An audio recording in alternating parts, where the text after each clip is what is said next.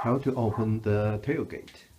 For the tailgate, if you have the central locking, you're going to have a button over here.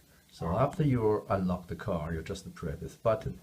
If it's not central locking, and you need to use a key here to open. If it's central locking, this car is central locking, so you just press the button and this pop up. This is the handle, and then you can open the gate.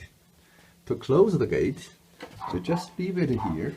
It's maybe 1 or 2 inches, and you release it. So that's how to close it.